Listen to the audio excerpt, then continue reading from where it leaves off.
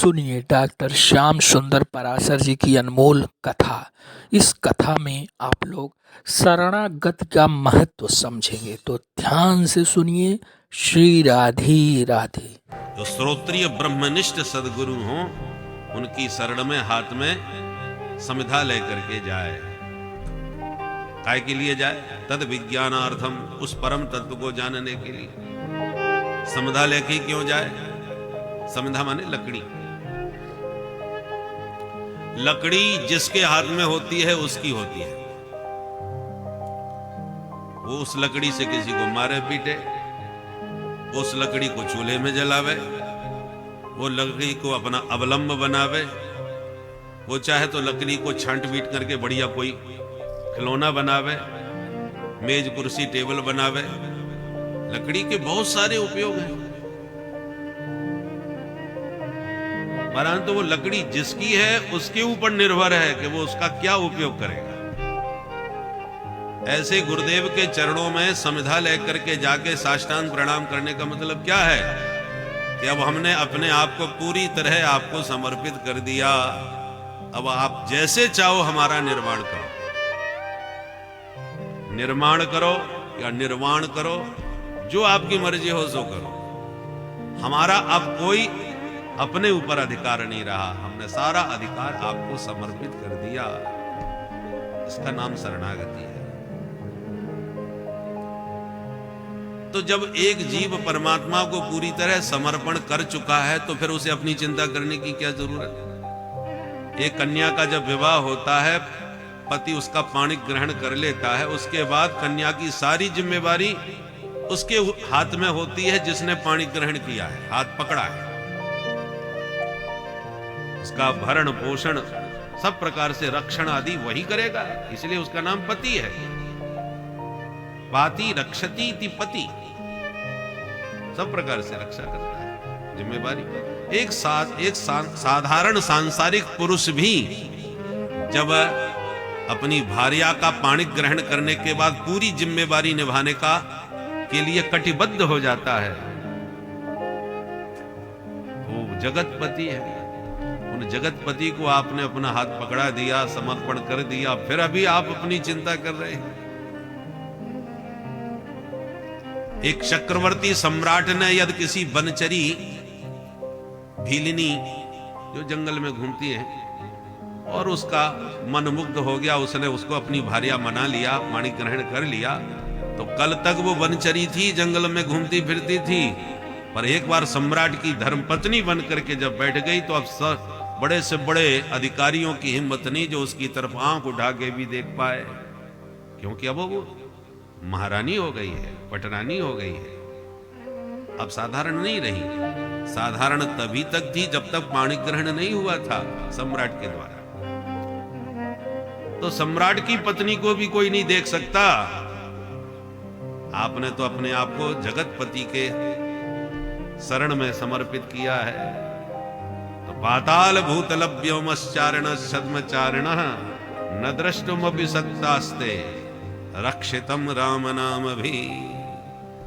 राम नामाभिरक्षित जो जीव है उसको क्या पाताल में रहे, चाहे भूतल में रहे, चाहे व्योम में रहे, कौन उसको कुदृष्टि से देख सकता है? किसकी सामर्थ्य है? तो देवर्षि नारद जी महाराज, आप तो नारद विष्णु भगत पुनि ज्ञानी, आप तो केवल भक्ति ही नहीं हो, ज्ञानी भी हो, भगवान के बड़े परम वैष्णव भक्त हो, और ये सब विशेषताएं होने पर भी आप मुंह लटका के घूम रहे हो, ये तो बिल्कुल ठीक नहीं। नोचितम पद कारण। आप जैसे मुक्त संग महात्मा भी चिंता में डूब के भटकेंगे तो संसारियों का क्या होगा? तवेदम मुक्त संगस्य। साधु संतों को भी टेंशन हो जाता है, कब? जब आश्रमधारी बनते हैं तब। अरे आश्रम कैसे चलेगा भैया, कुछ कोठारी भंडारी सबकी व्यवस्था करनी पड़ती है, साधु संत इतने वैष्णव रहते हैं, उनकी व्यवस्था करनी पड़ती है। तो आश्रमधारी साधु संत तो फिर भी टेंशन में हो सकते हैं, पर नारद बाबा आपकी तो कोई झोंपड़ी भी नहीं है जहां बैठ के आप शांति से भजन कर सको। आप तो रमते राम हो। पुराने महात्मा पहले ऐसे होते, कोई रमते राम, कोई रोटी राम, ऐसे बाबा कहलाते थे। कोई उनका आता पता नहीं, कोई ठिकाना नहीं कि कहां मिलेंगे। ऐसे रमते राम संतों का दर्शन बड़ा दुर्लभ। ऐसे संतों के लिए कहा गया है, बिन हरि कृपा मिले ही नहीं संता। इनका पता ठिकाना है वो तो आप जाकर के मिल लोगे, पर जो रमते राम है उनका क्या पता ठिकाना कब मिलेगा। नारद जी, आप ऐसे ही मुक्त संग महात्मा हो और फिर भी आपके मुख पर ये चिंता है, नोचितम, ये बिल्कुल उचित नहीं है, इसलिए अपनी परेशानी का कारण बताओ। नारद जी ने प्रणाम करके अपनी आत्मकथा सुनानी चालू करी। महाराज, आपकी तरह हम भी सत्संग प्रेमी ही हैं और सत्संग का आनंद सर्वाधिक तो भारत भूमि में है। ज्ञात्वा सर्वोत्तमामिति, सर्वोत्तम भूमि भारत। इसलिए मैं भारत भ्रमण पर इसी भावना से निकला कि कहीं साधु संतों के साथ सत्संग करेंगे।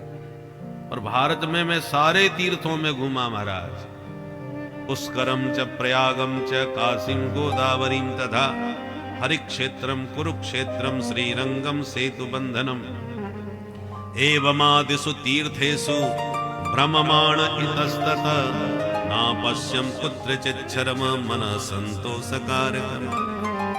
सारे तीर्थों में घूमा पर चित्त को कहीं भी संतोष नहीं मिला, मन प्रसन्न नहीं हुआ। साधु संतों को भी खोजा पर पाखंड निरता संत, संतों की पाखंड में प्रवृत्ति होती चली जा रही है, पाखंड प्रवेश करता जा रहा है साधु संतों के व्यवहार में।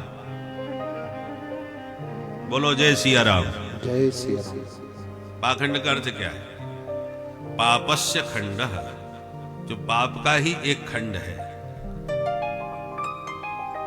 अथवा पालन करने योग्य धर्म का जो खंडन करने लगे उसका नाम पाखंड। हमारे गुरुदेव भगवान ने यही अर्थ बताया था, पालन करने योग्य धर्म का जहां जहां खंडन हो उसी का नाम पाखंड है। तो गुरुदेव ने तो ऐसे ही इसकी व्याख्या हमको सुनाई थी एक बार, परंतु बाद में हमको श्लोक रूप में ग्रंथ में प्राप्त हुआ। बोले पाशब्देन त्रयी धर्म पालनात् जगत स्मृतः तम खंडयते अस्माभिर पाखंड तेन हेतुना। पा माने पालन करने योग्य धर्म, कौन सा? वेद विहित। पाशब्देन त्रयी धर्म, पा शब्द के द्वारा त्रयी धर्म माने वैदिक धर्म। वैदिक धर्म जो है, शास्त्र विहित जो धर्म है, आदेश है। धर्म का मतलब क्या है? वेद प्रणहितो धर्म, वेदों ने जो आदेश दिया है वही हमारा धर्म है, उसका हमें पालन करना चाहिए। तो पा शब्द का अर्थ है वेद विहित धर्म का पालन करना। और पालना जगत स्मृत, उसी का पालन हमको करना चाहिए, सारे जगत का कर्तव्य है। पर तम खंडयति, जो पालन करने वाला धर्म है उसका जो खंडन करने लगे, पाखंडम तेन हेतुना, इसलिए उसका नाम पाखंड है। पालन करने योग्य धर्म का खंडन करना पाखंड है। शास्त्र विहित शौचाचार होना चाहिए। शौचाचार माने पवित्रता, शुद्ध आचरण। महात्मा लोग पहले बहुत शुद्धता पवित्रता का विषय आज भी साधु संत रखते हैं। उनकी रसोई में कोई ना जाए, उनके अमुक कोई भी वस्तु को न छुए आदि, शौचाचार इसको कहते हैं। तो जो इस प्रकार शुद्धता पवित्रता से आचरण करते थे उन संतों का बड़ा सम्मान था कि बड़े शौचाचार रखते।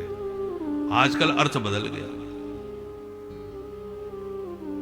जो इस प्रकार से शौचाचार पालन करते हैं लोग कहे बाबा बड़ा पाखंडी है, इसको मत छूना, उसको मत छूना, इधर मत आना, उधर मत आना, ये सब करते हैं। हमारे महाराज जी बहुत अच्छे हैं, चाहे जिसके हाथ से खा लेते हैं, चाहे कुछ भी खा लेते हैं, जो भी कुछ खिला दो, वो उनके यहाँ कुछ नहीं, ये सब पाखंड दिखावा वो नहीं करते। भाषा बदल गई, पूरी परिभाषा बदल गई। जो भक्षा भक्ष सब खावे, शौचाचार बिल्कुल न माने, वो साधु सबको बहुत अच्छा लगता है। और जो शौचाचार दिखावे उसको लोग पाखंडी कहते हैं, वो बाबा बहुत पाखंडी, बहुत दिखावा करते हैं। इसलिए अब परिभाषाएं कलयुग में बहुत कुछ बदल गई हैं। इसलिए साधुओं में पाखंड का प्रवेश हो गया, माने भक्षा भक्ष शौचाचार सब समाप्त। वो साधु सबको सुगम लगते हैं, अच्छे भी लगते हैं कि महाराज जी ने हमारे हाथ से तो कुछ खाया ही नहीं, और सबको सबके हाथ के खा ले, वो महाराज जी बहुत अच्छे हैं। तो इस प्रकार से शौचाचार समाप्त कर दिया। ऐसे महात्माओं का पाखंड का प्रवेश हो गया साधु संतों में। तो गृहस्थों में भी बहुत गड़बड़ी है। माता पिता की कोई पूछ नहीं करता। देवी जी का घर में पूरा चला हुआ चलता है। परामर्श के लिए साले साहब से सलाह ली जाती है। श्याल को बुद्धिदायक, वे बुद्धिदाता है। ये सब एवं पश्यन कलेर दोषान पर्यटंडवनीमहम। सारी धरती पर मैं इस प्रकार से कलयुग के कलुषित इन दोषों को देखता हुआ मेरा मन बहुत अशांत हो गया। मैंने सोचा छोड़ो प्रपंच, चलो वृंदावन धाम में वहीं चल के राधे राधे करेंगे। ऐसा सोच के मैं सीधा वृंदावन धाम गया। पर तत्राश्चर्यम मया दृष्टम, वहां पे भी एक विचित्र आश्चर्य देखा। क्या देखा? एका तु तरुणी तत्र निशन्ना खिन्न मानसा। एक युवती यमुना के तट पर बड़ा खिन्न मन बैठी थी, दुखी हो रही थी, रुदन कर रही थी। दो बुढ़े उसके सामने बेहोश पड़े थे। कई देवियां उसको घेर के बैठी थी। उसकी पीड़ा देख करके हमको भी दया आ गई। हम उसके पास पहुंच गए। पूछा, काशित तुम? देवी जी आप कौन है? बद देवी सविस्तारम स्वस्य दुखस्य कारणम। आप रो क्यों रही है? अपने दुख का कारण विस्तार पूर्वक हमें समझाओ। तब उस देवी ने हमको नमन करते हुए अपना परिचय दिया।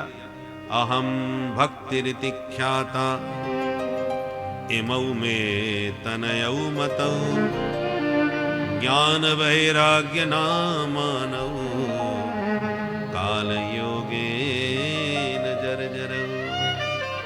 मेरा नाम भक्ति देवी है। दोनों बुढ़े मेरे ही बच्चे हैं। इनका नाम है ज्ञान और वैराग्य।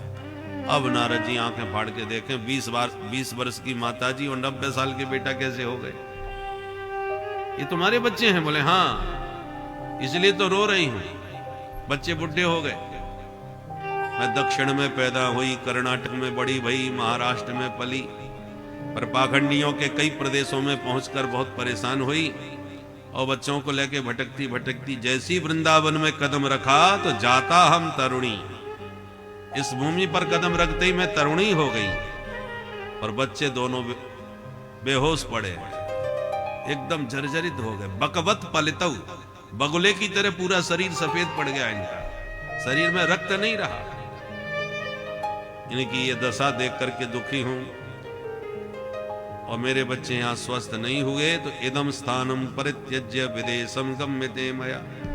इस भूमि को छोड़ के मैं तो कहीं विदेश चली जाऊंगी। बोलो राधे राधे। राधे राधे। नारद जी घबराए, हाथ जोड़ के समझाए, माता जी ऐसा मत करो, क्योंकि आजकल भारत की समस्त प्रतिमाएं विदेश की तरफ ही भाग रही हैं। केवल प्रतिमाएं नहीं जा रही, भक्ति भी भाग रही है विदेश की तरफ। हम लोगों को भी विदेशी चश्मा ऐसा चढ़ गया है कि जब तक किसी में विदेशी मोहर न लगे तब तक हमें वो न व्यक्ति उतना महत्वपूर्ण लगता है, न वस्तु हो या व्यक्ति। जब विदेशी छाप लगती है तभी हमें वो महत्वपूर्ण समझ में आता है। इसलिए बड़े बड़े साधु संतों के भी विदेशों में आश्रम बनने लगे। बड़े बड़े कथावाचकों को भी जबरदस्ती विदेशी मोहर लगवानी पड़ती है कि सब अमुक अमुक देश में कथा। कोई पूछा क्या करते हो? कथा कहते हैं। अच्छा, विदेश में कभी गए हो? बोले ना। अच्छा, तो लोकल में ही कथा होती है। उसका टोन ही बदल जाती है पूरी। और 2-4 देशों के नाम, अरे महाराज अंतरराष्ट्रीय है, तब महत्व बुद्धि हो जाती है। देश विदेशों में भी जाते हैं। तो ऐसा विदेशी चश्मा चढ़ गया है कि हमको हर चीज में जब तक विदेशी मोहर न लगे महत्वपूर्ण नहीं लगती। नारद जी कहते हैं कि हमने भक्ति मां की सारी पीड़ा को सुना समझा और अंत में एक क्षण में हमने सारी बात समझ ली। और क्या समझ लिया? क्षण मात्रेण तज ज्ञात्वा वाक्य मूचे मुनीश्वरा। आज भी समाज में भक्ति बहुत जाग रही है, तरुणी हो रही है। तीर्थों में जाओ, मंदिरों में जाओ, खूब भक्तों की झमाझम भीड़ है। पर इस भीड़ में, भक्तों की भीड़ में ज्ञान वैराग दोनों ही गायब है। दूर दूर तक न ज्ञान का दर्शन है न वैराग्य का, केवल भक्ति का ही भक्ति का दर्शन है। और ज्ञान वैराग्य से विहीन जब भक्ति होती है तो ऐसी सिर पकड़ के रोती है। जिस भक्ति के गर्भ से ज्ञान का उदय न हो, वैराग्य का उदय न हो, वो भक्ति फिर अपूर्ण होती है, दुखी भी होती है। जैसे मां पुत्रवती न हो तो उसे वंध्या कहा जाता है, वो खिन्न रहती है, अपने को परिपूर्ण नहीं मानती। उसी प्रकार हमारे मन में भक्ति तो है, पर जब तक भगवत तत्व का ज्ञान नहीं हुआ, जब तक जगत से ठीक से वैराग्य नहीं हुआ, तब तक हमारी भक्ति भी अपूर्ण है। जनयत्यासु वैराग्यम ज्ञानम च यद हेतुकम। सच्ची भक्ति है तो ज्ञान वैराग्य निश्चित रूप से प्रकट होंगे। ब्रज गोपियां नहीं जानती थी वेद वेदांत कुछ, न गुरुकुल में पढ़ी थी, न बहुत ऊंचे महात्माओं का कोई सत्संग किया था तो केवल गोविंद से प्रेम। और उसी प्रेम लक्षणा भक्ति के गर्भ से गोपियों को कितना ज्ञान विज्ञान उदय हो गया कि उद्धव जैसा ज्ञानी उन्होंने फैल कर दिया। गोपियां सब जानती हैं कि कृष्ण तत्व क्या है, केवल नंद का लाला समझ के ही प्रेम नहीं कर रही। उसी प्रेम से उन्हें पता चल गया कि नखल गोपिका नंदनो भवान अखिल देहिनाम अंतरात्म दृक्। ये ज्ञान है गोपियों को। और ये ज्ञान कहां से मिला गोपियों को? गोविंद के भक्ति से मिला। तो जो भजनानंदी भक्त होते हैं उन्हें भक्ति के द्वारा ही सारा ज्ञान विज्ञान प्राप्त हो जाता है। ऐसे बड़े बड़े पुराने महात्मा जो ज्यादा पढ़े लिखे नहीं, कोई डिग्री उनके पास नहीं, परंतु उनके वचनों पर, उनकी कविता पर, उनकी लेखनी पर बड़े बड़े लोग पीएचडी कर रहे हैं आज। वो महात्माओं के पास भले कोई डिग्री ना रही हो, परंतु उनकी लेखनी पर आज पीएचडी हो रही है। ऐसा ज्ञान विज्ञान उनकी लेखनी में प्रकट हो गया केवल भक्ति से। और भक्ति सच्ची होगी तो पुत्रवती निश्चित होगी, ज्ञान भी होगा और वैराग्य भी होगा। मीरा ने केवल भक्ति करी मेरे तो गिरधर गोपाल। उस भक्ति का परिणाम क्या हुआ? इतना उत्कृष्ट वैराग्य हो गया कि दूसरों न कोई, सब छूट गए। यही तो वैराग्य है। तात मात भ्रातृ बंधु आपना न कोई, सब से वैराग्य हो गया। ये भक्ति मीरा के हृदय से प्रकट हुई। भक्ति से ही ज्ञान वैराग्य प्रकट हुआ। नारद जी ने कहा, देवी आप बिल्कुल दुखी मत होइए, मैं नारद प्रतिज्ञा करता हूं कि तदा नाहम हरेर दासो लोके त्वाम न प्रवर्तये। इस लोक में तुम्हें प्रतिष्ठित नहीं करवा दिया तो मैं हरि का दास न कहलाऊं।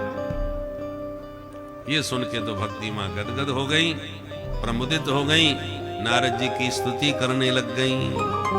जयति जगति माया यस्य काया धवस्ते। जयति जगति माया यस्य काया धवस्ते। वचन रचन में कम केवलम चाकलै। वचन रचन में कम केवलम चाकलै। ध्रुव पदमपि यातो यत्र पातो ध्रुवोऽयम्। ध्रुव पदमपि यातो यत्र पातो ध्रुवोऽयम्। सकल कुशल पात्रं ब्रह्मपुत्रं नतास्मि। सकल कुशल पात्रं ब्रह्मपुत्रं नतास्मि। ब्रह्मपुत्रं नतास्मि। ब्रह्मपुत्रं नतास्मि। जयति जगति माया। जयति जगति माया जयति जगति माया। हे देवर्षि आपकी सदा जय हो, सदा जय हो। आपने कयाधु पुत्र प्रहलाद पर कृपा करी तो भक्त शिरोमणि बना दिए। आपने ध्रुव जी के ऊपर कृपा करी तो ध्रुव तारा बना दिया। तो जैसे उन बच्चों पर कृपा करी ऐसे इन बच्चों पर भी कृपा कर दो बाबा। नारद जी बोले देवी चिंता छोड़ो, चिंतन करो। किसका?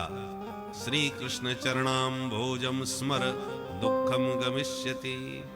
गोविंद के चरण कमलों का स्मरण करो, सारा तुम्हारा क्लेश दूर हो जाएगा।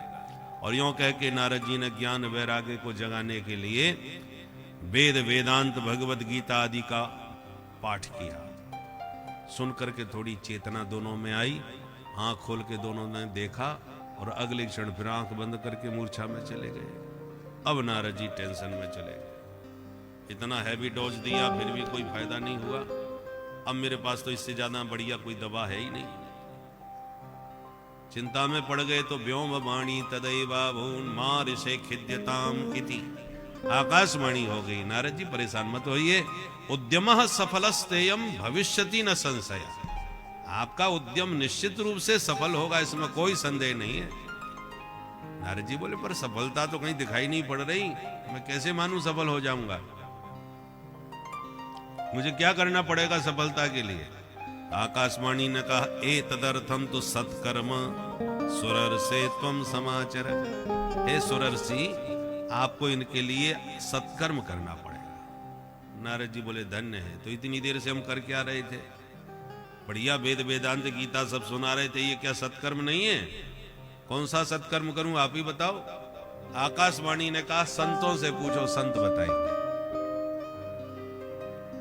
अब नारद जी परेशान, आकाशवाणी भी कितनी गोलमाल हुई। ना तो साधु का नाम लिया कि अमुक संत के पास चले जाओ, तो सीधा डायरेक्ट में जाके पूछ लेता। अब इतना साधु संत भारत भूमि में है, मैं किस किस से पूछता फिरूं? और न सत्कर्म का ना बताया कि अमुक सत्कर्म कर लो, तो मैं वही करने लगता। सत्कर्म क्या है कोई साधु बताए। चलो पूछते हैं, जानकारी लेते हैं। घूमने लगे, जो साधु मिला, महाराज जी प्रणाम, कृपा करके बताएंगे सत्कर्म किसे कहते हैं? जिससे पूछते वही हाथ जोड़ ले, अरे महाराज जी क्यों मजाक उड़ाते हो? आप ब्रह्मा जी के बेटा पूरे ब्रह्मांड में घूमते हो, हमसे पूछ रहे हो, हम बताएंगे आपको। बड़े बड़े महामंडलेश्वरों के पास गए, जगत गुरुओं के पास गए, जिनकी बड़ी ख्याति बड़ी प्रतिष्ठा थी, अपार जन का शिष्य परिकर था। उनसे जाके पूछा, महाराज बहुत नाम सुन के आया हूं, कृपा करके बताओ सत्कर्म किसे कहते हैं? अब नारद जी को जवाब देने की हर किसी की हिम्मत भी तो नहीं, नारद कोई साधारण तो है नहीं। इसलिए जो बेचारे बहुत प्रतिष्ठित थे उन्होंने इशारा कर दिया, आजकल हमारा मौन व्रत चल रहा है, मौन खुलेगा तब बात करेंगे। तो मूकी भूतास तथा नेतु कियंतस्तु पलायता। बहुत से लोग तो खिसक लिए, जवाब कहीं नहीं। तब नारद जी ने निर्णय लिया, अब हम किसी से नहीं पूछते, सीधे बद्री विशाल में चल के भगवान नर नारायण से पूछ के आते हैं। नारद जी जब कहीं भी अटकते हैं तो वहीं पहुंचते हैं। इसलिए मैं बद्रीनाथ में महाराज उन्हीं को खोज रहा था, तब तक आप चारों भैया मिल गए। आपने हमारी परेशानी पूछी तो हमने अपनी पूरी कहानी सुना दी। अब आपसे हमारा वही प्रश्न है, अब आप ही बता दो सत्कर्म किसे कहते हैं, क्योंकि आप भी कोई सामान्य महात्मा तो हो नहीं। तब महात्मा चारों मुस्कुराए, अरे नारद जी इतनी सी बात पर परेशान हो रहे हो? मां चिंताम कुरुदेवर से हर्षम चित्ते समावा। अब तुम अपने चित्त को प्रसन्न कर लो, क्योंकि जिस उपाय को तुम खोज रहे हो वो हमारे पास है, हम बताएंगे आपको। अच्छा क्या है वो सत्कर्म? बोले वो कोई और नहीं, श्रीमद् भागवतालाप सतगीत शुभादिभि। सुखदेव जी जैसे परमहंसों की वाणी से गाया गया हुआ जो मधुर गीत है श्रीमद् भागवत, वही वो सत्कर्म है जिसके श्रवण से स्वस्थ मस्त हो जाएंगे ज्ञान वैराग्य। नारद जी बोले क्षमा करना, आपकी बात में हमें दम नजर नहीं आई। क्यों भाई? बोले महाराज हम भी अपने पूज्य पिता ब्रह्मा जी से भागवत सुने बैठे हैं, और हमने ही व्यास जी को प्रेरित करके भागवत का विस्तार करवाया है। हमें सब मालूम है भागवत में क्या है। क्या है? अरे उसका शुभारंभ ही ब्रह्मसूत्र से हुआ है, जन्माद्यस्य यतः। इस वैदिक सूत्र से शुभारंभ करके व्यास जी ने संकेत दिया कि मैं वेदों का ही विस्तार कथानकों के माध्यम से इस ग्रंथ में करूंगा। वेदों का भाष्य है श्रीमद् भागवत, और मैं आपसे निवेदन कर चुका हूं कि चारों वेद में सुनाए बैठा हूं महाराज, कुछ नहीं हुआ उन्हें। जब वेदों के श्रवण से ही उन्हें कुछ नहीं हुआ तो उसी का भाष्य भागवत, उसके सुनने से क्या हो जाएगा। तब सनकादिक मुस्कुराते हुए बोले, नारद जी अब एक बात हम पूछे? बोले हाँ पूछो। आम का फल खाया है? बोले हाँ। तो आम का फल चूसने के बाद कोई ये कह के फल में जब इतना रस है तो इसके वृक्ष में कितना होगा, और फल फेंक के डायरेक्ट वृक्ष को चूसने चबाने लग जाए तो क्या रस मिल जाएगा उसे? ना। ऐसे ही वेद है वृक्ष, भागवत है उसका रसीला फल, निगम कल्प तरोर गलितम फलम। तो जो रस इस फल में मिलेगा वो वेद रूपी वृक्ष में कहां से मिल जाएगा तुम्हें? दूध से ही घी निकाला जाता है कि नहीं? पर घी से ही दीपक जलता है, दूध से नहीं जलता। घी से ही भंडारे की पूड़ी निकलती है, दूध से नहीं निकलने वाली। 50 काम है जो घी कर देगा, दूध नहीं कर सकता, जबकि घी निकला उसी दूध से है। उसी प्रकार वेदों से ही श्रीमद् भागवत का प्रादुर्भाव हुआ है, उसी का रस इसमें है। परंतु जो रस हमको भागवत से मिलेगा वो वेदों से नहीं मिलने वाला। जो चमत्कार श्रीमद् भागवत से होगा वो उससे नहीं होगा। इस प्रकार से जब समाधान किया तब नारद जी की आंखें खुल गई और बोले, भैया आज हम समझ गए, कोई कितना भी पढ़ लिख के पंडित बन जाए पर आप जैसे दिव्य महापुरुषों का सत्संग सुने बिना शास्त्रों को समझ नहीं सकता। परंतु आप जैसे महापुरुषों का सत्संग भी जल्दी से सुलभ नहीं होता। कब होता है? भाग्योदयेन बहुजन्म समर्जितेन सत्संगमं च लभते पुरुषो यदा वै अज्ञान हेतु कृत मोह मदान्धकार नाशं विधाय हितदोदयते विवेकः। बहुजन्म समर्जितेन भाग्योदयेन, जन्म जन्मांतर के जब पुण्य उदय होते हैं, सद्भाग्य का उदय होता है, तब जीव को दिव्य महापुरुषों का सत्संग सुलभ होता है। और सत्संग से फायदा क्या होता है? उदयते विवेक। हमारा जो सुप्त विवेक है, जो सोया हुआ विवेक है, वो जाग जाता है। जैसे सूर्य का उदय जब तक नहीं हुआ तब तक अंधेरा ही अंधेरा है, और सूर्य उदय होते ही अंधकार का निवारण, रात्रि की विदाई हो जाती है।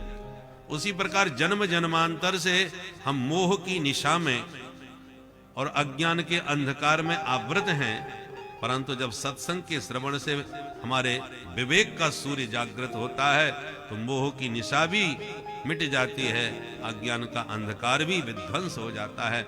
अज्ञान हेतु कृत मोह मदांधकार नाशम विधाय, ये सब नष्ट हो जाता है। कब? उदयते विवेक, जब विवेक का उदय होता है। पर विवेक बिना सत्संग के उदित होने वाला नहीं है। बिनु सत्संग विवेक न होई, बिनु सत्संग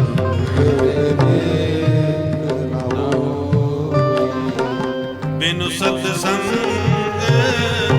विवेक न होई, बिनु सत्संग विवेक न होई।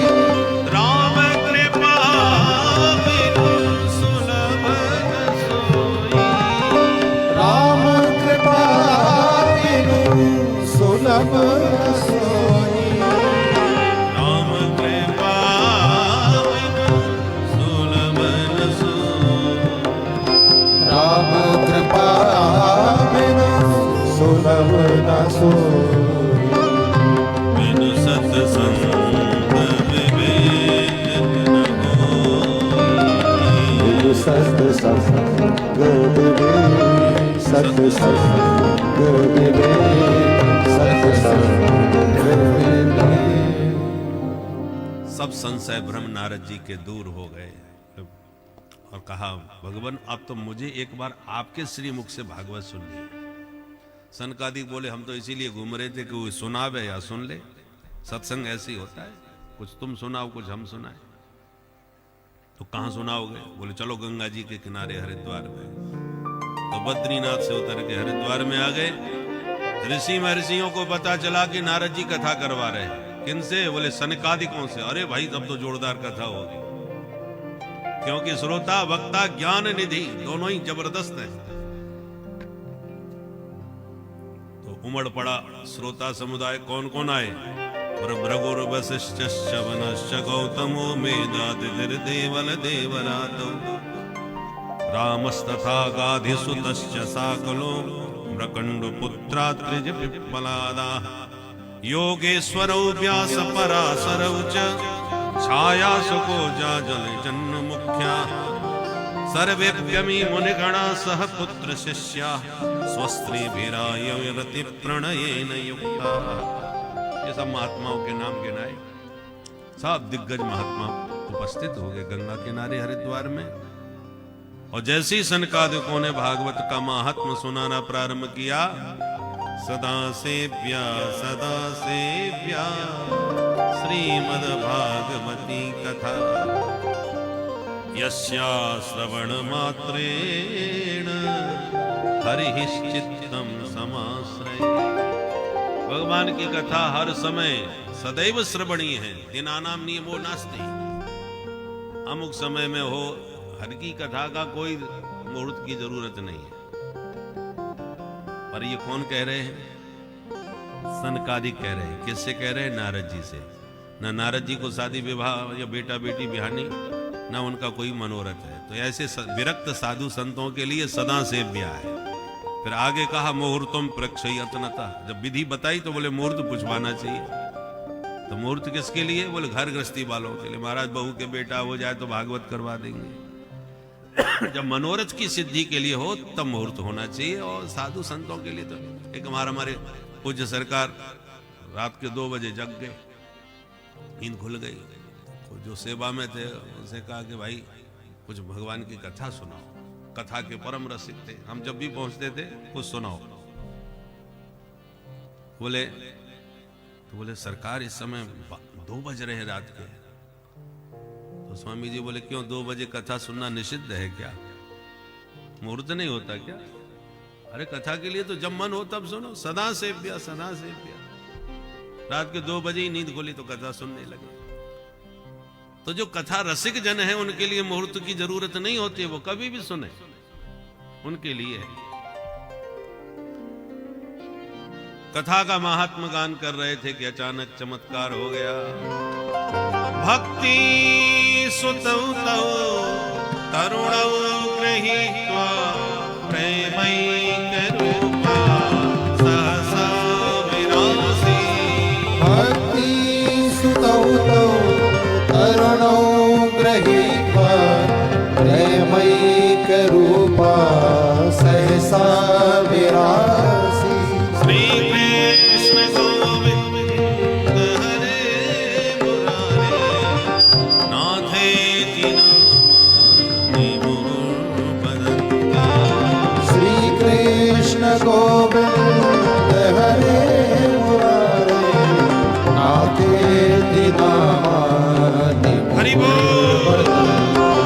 श्री कृष्ण गोविंद हरे मुरारे हे नाथ नारायण वासुदेव। श्री कृष्ण गोविंद हरे मुरारे हे नाथ नारायण वासुदेव।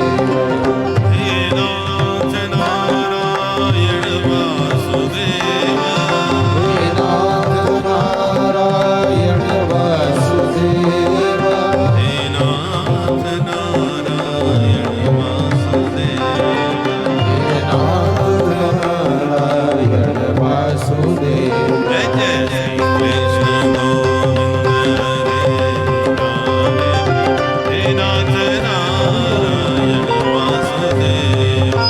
कृष्ण गोविंद हरे मुरारे हे नाथ नारायण वासुदेव।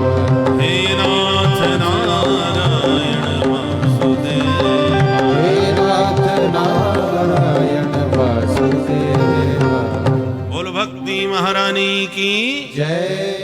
भक्ति माँ अपने दोनों बेटा ज्ञान वैराग्य के साथ प्रकट होके हरि नाम संकीर्तन करती नृत्य करने लगी। देखने वाले सब दंग रह गए। कथम प्रविष्टा कथम आगतेयम मध्य मुनीनामित तर्कयंत। ये आई कहां से?